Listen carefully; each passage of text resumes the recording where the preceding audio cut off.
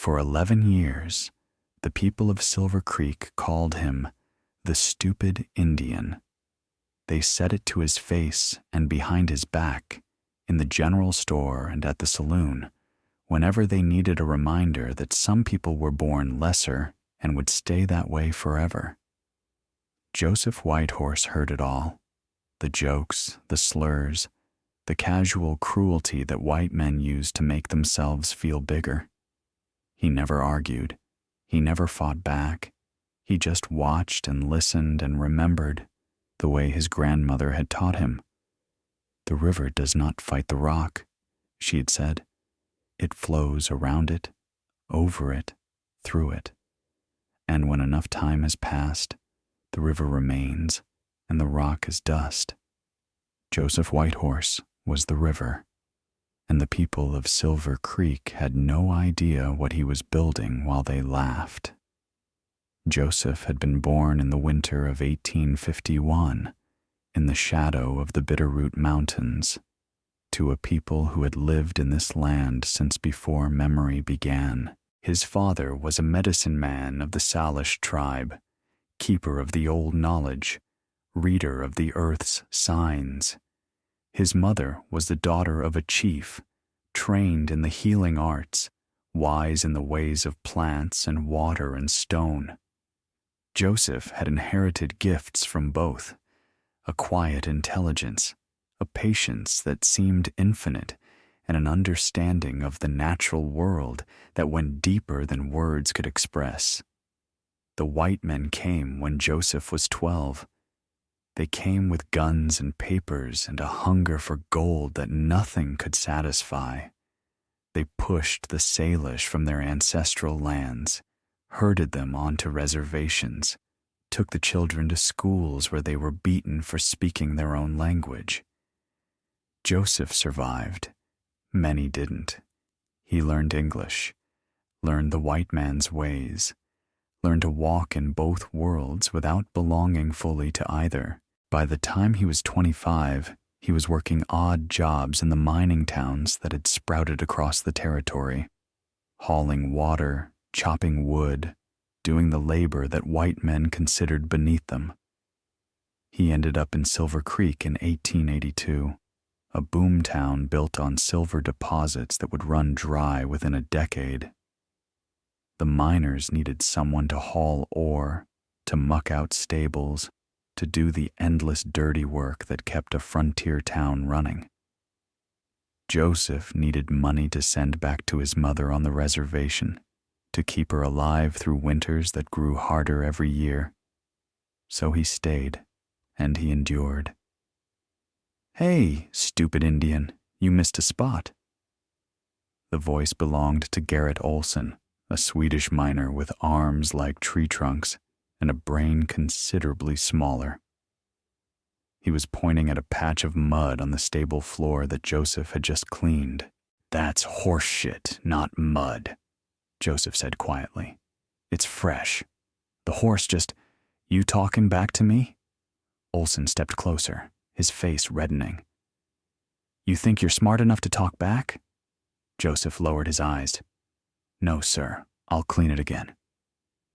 He'd learned this dance years ago.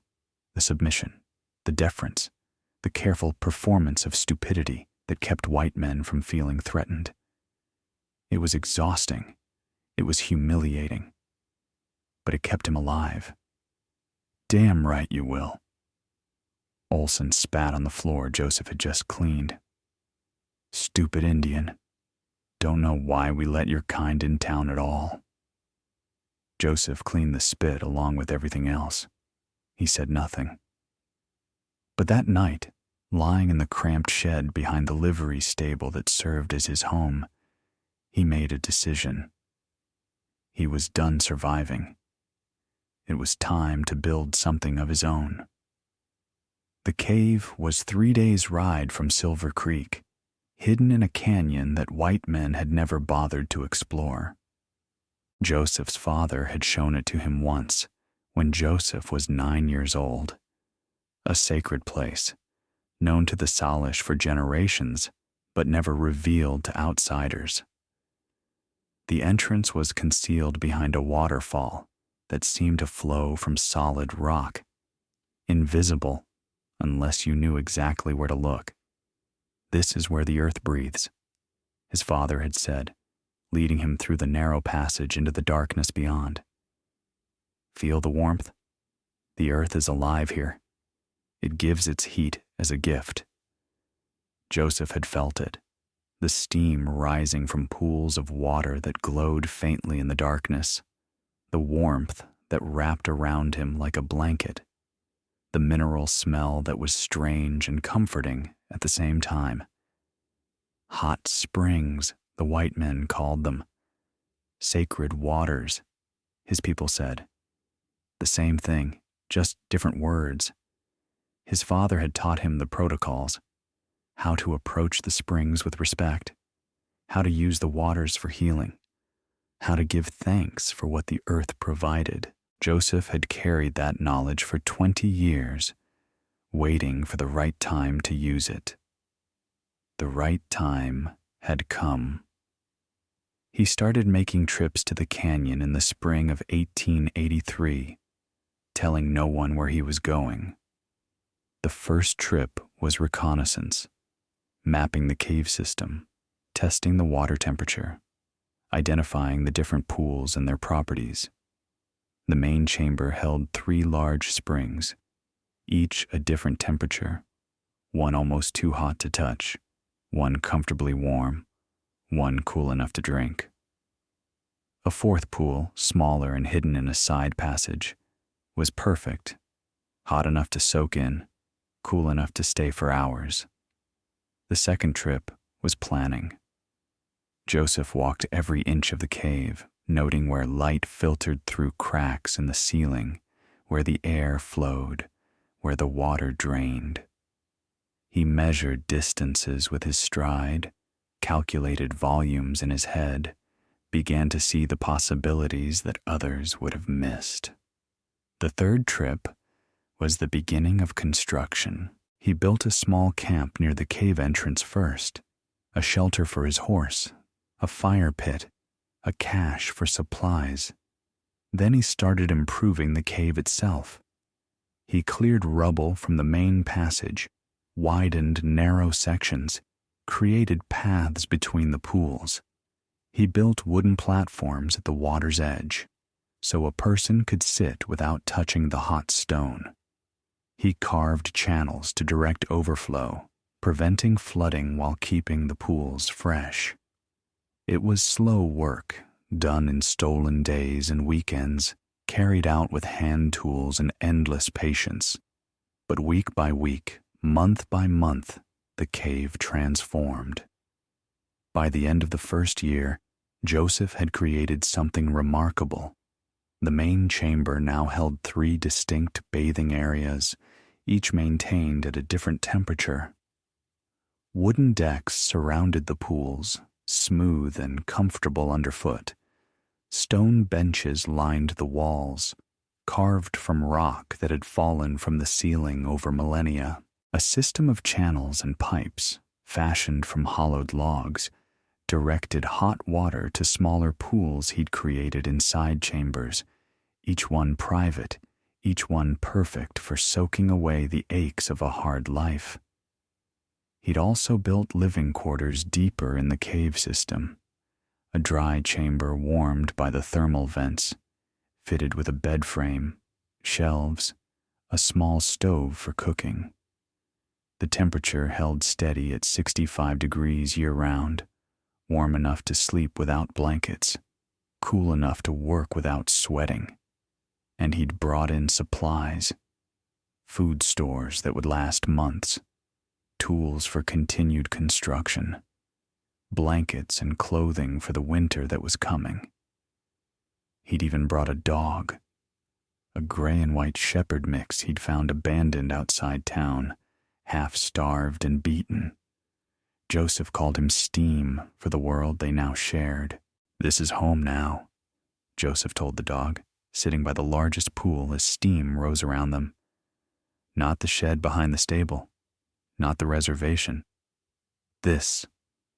Steam wagged his tail and pressed against Joseph's leg. For the first time in years, Joseph smiled.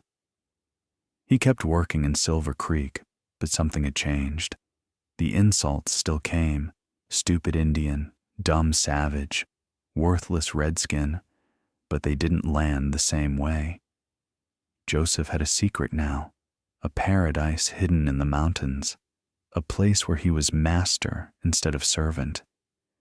He could endure anything knowing that place existed. He also started watching more carefully, listening more closely. The miners talked constantly, complaining about aches and pains, about joints that swelled and muscles that cramped, about the toll that hard labor took on human bodies. They talked about the hot springs in Yellowstone, hundreds of miles away, and how rich men traveled there to soak away their troubles. "What I wouldn't give for a hot bath," Garrett Olson said one evening, rubbing his shoulder. "A real one, not that lukewarm shit at the bathhouse, something that gets into your bones." Joseph filed the information away.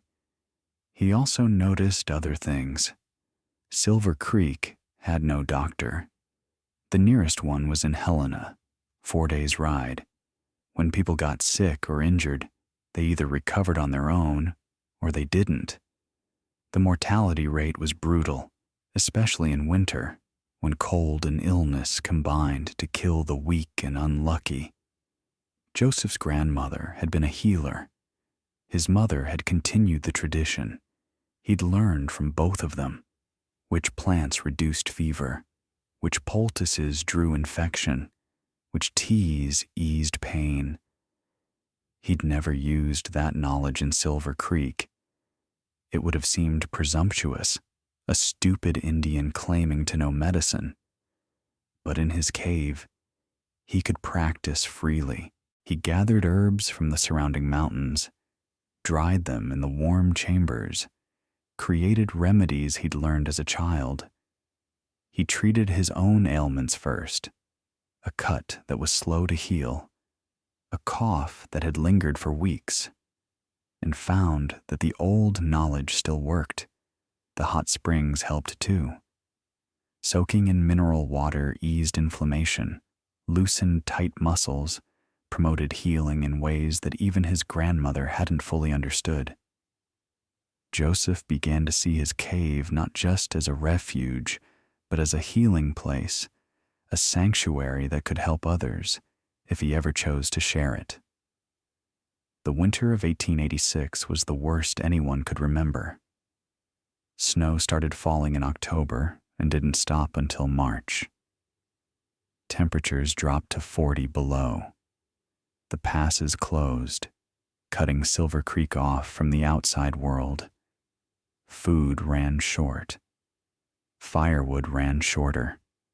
People began to die. First, the elderly, old miners whose lungs had been destroyed by years of breathing rock dust.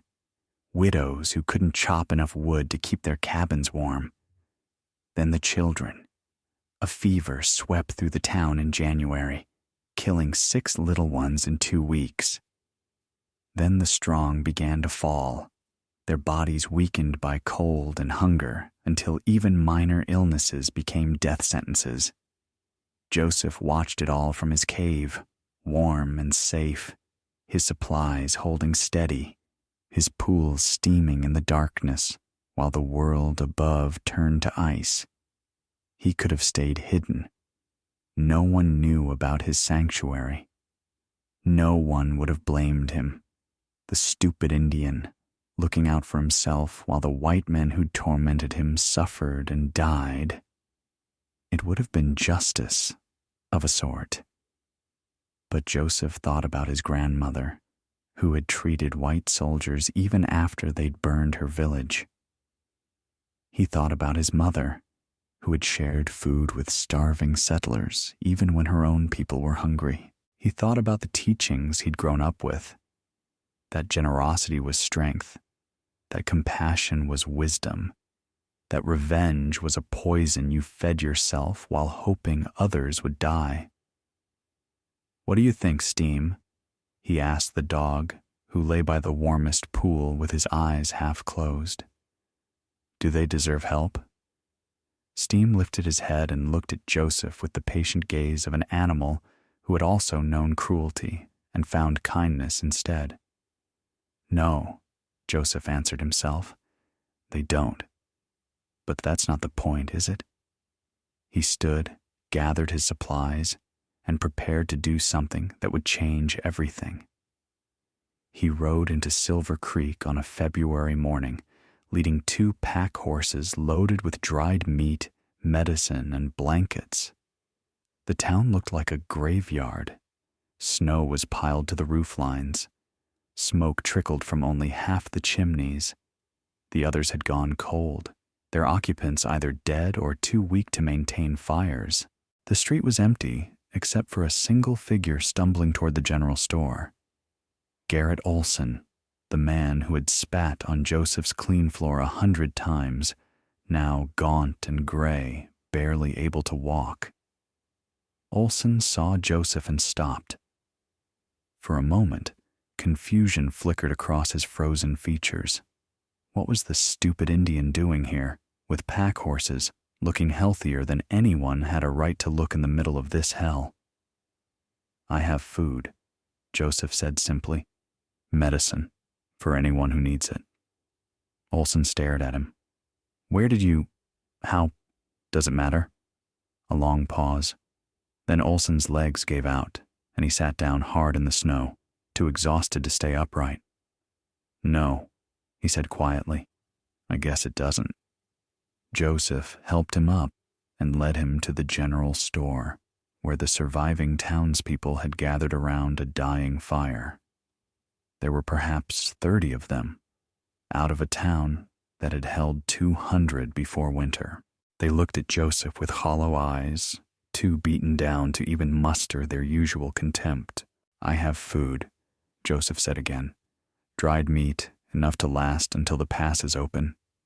Medicine for the fever, and—" He paused, considering how much to reveal. "A warm place, a place where the sick can recover, where the cold can't reach." What place? The question came from Martha Hendricks, the schoolteacher, who was holding a child that looked more dead than alive. "There's no warm place for 100 miles. "There is. I'll show you. Anyone who can travel, anyone who needs healing, I'll take them there." "Why?" The question came from Mayor Whitfield, who had been one of the loudest voices calling Joseph stupid and worthless over the years. "Why would you help us?" Joseph looked at him steadily. "Because I can, because someone should, and because—" He allowed himself a small, bitter smile. "I am not what you think I am." He led 12 people to the cave that first trip, the sickest, the weakest, the ones who would die if they stayed in Silver Creek another week. The journey took 2 days through snow that reached the horses' chests, through cold that threatened to kill them before they arrived. But Joseph knew the route, knew where to find shelter, knew how to keep people alive in conditions that should have been fatal. When they finally stumbled through the waterfall and into the warm darkness beyond, the reaction was the same from everyone. Stunned silence, then tears. "It's warm," Martha Hendricks whispered, clutching the child she'd carried for 2 days. "Oh God, it's actually warm." "The pools are this way," Joseph said. "Hot water. It will help with the fever." He led them deeper into the cave, to the chambers he'd prepared over 3 years of secret work. He showed them the bathing pools, the resting areas, the kitchen he'd built, the sleeping quarters with their steady warmth. He gave them food, medicine, blankets. Then he went back for more. Over the next 6 weeks, Joseph made the journey to Silver Creek and back 11 times. He brought out everyone who could travel, the sick, the injured, the simply frozen. He brought out food and firewood for those too weak to make the trip. He treated illnesses with remedies the town doctor and Helena had never heard of, reduced fevers with herbs his grandmother had gathered 50 years ago, saved lives with knowledge that white men called superstition. The hot springs worked miracles. Miners whose joints had been destroyed by years of hard labor found relief in the mineral waters. Children burning with fever cooled down and recovered in the steamy warmth. Old people who had been waiting to die found themselves sleeping deeply, eating well, feeling strength return to bodies they'd thought were finished. "It's like magic," said Garrett Olson, who had been soaking in the warmest pool for 3 hours a day. His shoulder, the one he'd complained about for years, had finally stopped hurting. "How did you find this place?" "My father showed me," Joseph said. "His father showed him. We've known about these springs for longer than your people have been on this continent." Olson was quiet for a moment. Then he said something Joseph had never expected to hear. "I'm sorry." Joseph looked at him, waiting. "For how I treated you. For what I called you. For—" Olson shook his head. "You're not stupid. You're the smartest person I've ever met. And I spent years trying to make you feel like nothing." "Why?" "Because I was scared, I guess. Scared of being at the bottom myself. If I could look down on someone, that meant I wasn't the lowest. That meant I still mattered." He laughed bitterly. "Turns out I was the stupid one all along." Joseph considered this. The apology didn't erase years of cruelty. It didn't make up for the spitting, the insults, the 1,000 small humiliations he'd endured, but it was something. It was a start. "My grandmother taught me that holding on to anger is like drinking poison and expecting the other person to die," Joseph said finally. "I stopped drinking that poison a long time ago, but I appreciate you saying it." Olson nodded slowly. "What happens now, after winter ends? That depends on you, on all of you." "What do you mean?" Joseph gestured at the cave around them, at the pools and passages and chambers he'd built with his own hands. "This place could be something permanent, a healing place, open to anyone who needs it. But not if people treat me the way they used to. Not if I'm the stupid Indian again the moment the snow melts. That won't happen. You can't promise for everyone. No." Olson met his eyes. "But I can promise for myself. And I can make damn sure anyone who disrespects you answers to me." Spring came late that year, but it came. The passes opened in April, and the survivors of Silver Creek's terrible winter began to emerge from Joseph's cave. They returned to a town transformed by loss. Half the buildings empty, half the population gone, but also transformed by something else, something harder to name. They'd spent 2 months living in a paradise built by a man they'd called stupid. They'd been healed by knowledge they dismissed as savage superstition. They'd been saved by someone who had every reason to let them die. It changed things. Joseph didn't return to the shed behind the livery stable. He didn't return to hauling ore and mucking stalls and enduring insults for pennies a day. Instead, he made the cave his permanent home, and, more than that, his business. Word spread about the hot springs, carried by the miners who'd survived the winter and the travelers who passed through Silver Creek. People started making the journey to Joseph's Canyon. At first, just the sick and injured, seeking the healing waters, but eventually, others too. Wealthy tourists from the east, curious about the Indian spa they'd heard rumors about. ranchers whose bones ached after decades of hard work, miners from other towns willing to pay for a week of soaking in waters that eased their pain. Joseph charged fair prices, enough to live on, not enough to gouge. He built more accommodations, expanding deeper into the cave system, creating private chambers and family pools, and a large communal bath for those who wanted company. He hired help from the reservation, young men and women who needed work, who learned his methods, who carried the traditional knowledge forward. He also trained healers.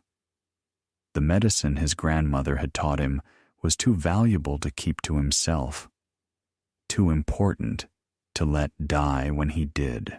He took apprentices from his own people first, then from anyone who wanted to learn, white, Indian, Chinese.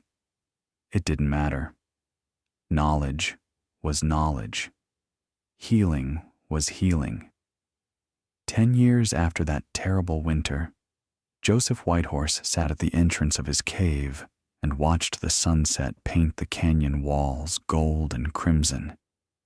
The cave behind him hummed with activity.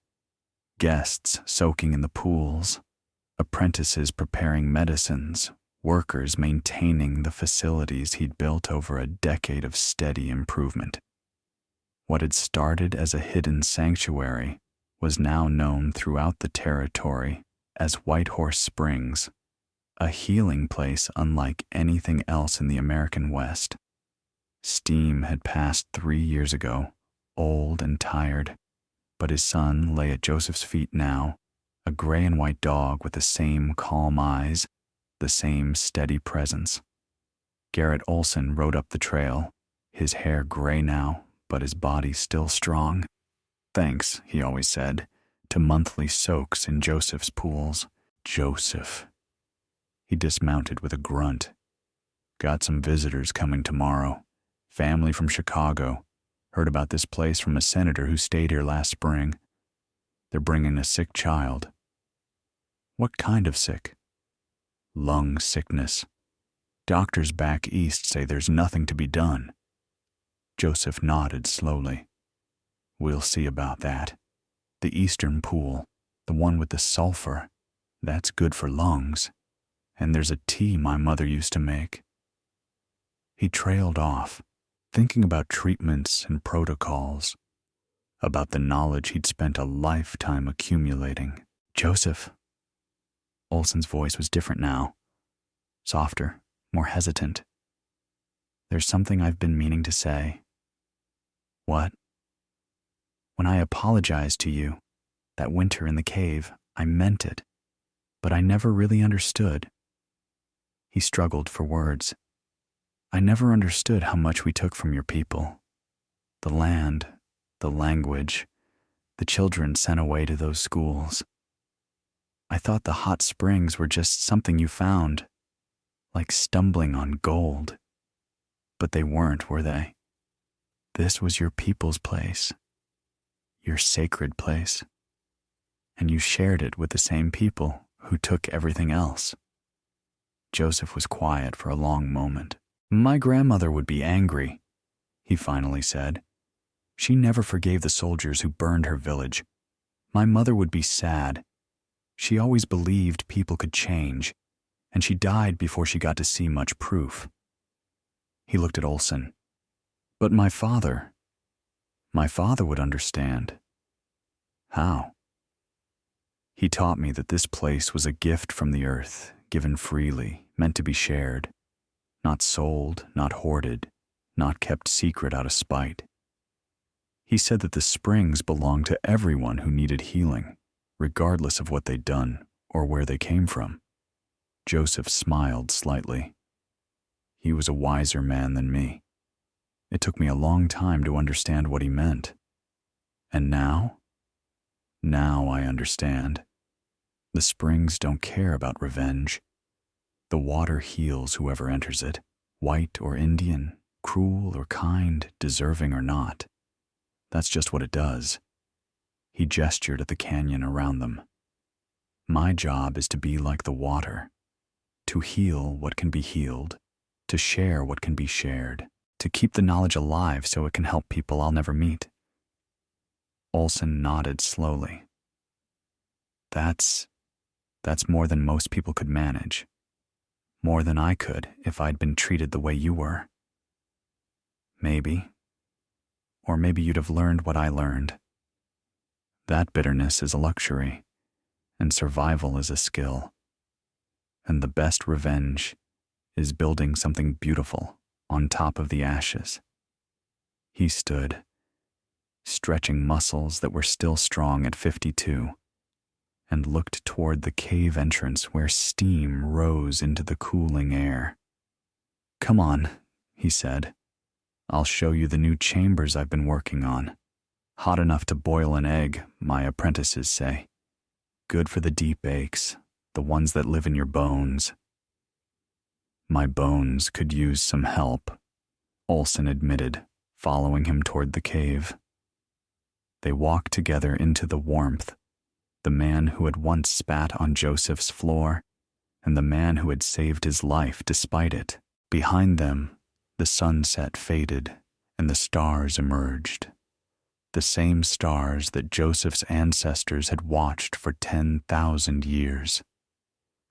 20 years after the terrible winter, Joseph Whitehorse died in his sleep, surrounded by family and friends and apprentices who would carry his work forward. They buried him in the canyon near the waterfall that hid the entrance to his cave. The funeral was attended by hundreds, Salish elders who remembered his father, white settlers whose lives he'd saved, Chinese workers who'd found dignity in his employ, children and grandchildren of every background who called him grandfather regardless of blood. Garrett Olson, himself old and gray, spoke at the service. "I called this man stupid," he said, his voice rough with age and emotion. "I called him worthless. I treated him like he was less than human because that's what I was taught to do, and I was too cowardly to question it." He paused, looking at the grave, and when I was dying, when the whole town was dying, he saved us. Not because we deserved it, not because he'd forgotten what we'd done, but because that's who he was. The best man I ever knew, hiding in plain sight while we laughed at him. He picked up a handful of earth and let it fall on the coffin. The springs are still there. The healing place he built is still there. His students are still teaching what he taught them. 100 years from now, people will still be coming to Whitehorse Springs, still soaking in those pools, still being healed by knowledge that goes back further than anyone can remember. He stepped back, his piece said. The crowd began to disperse, moving toward the cave for the reception Joseph had insisted on. One last gathering in the place he'd loved. One last sharing of food and warmth and stories.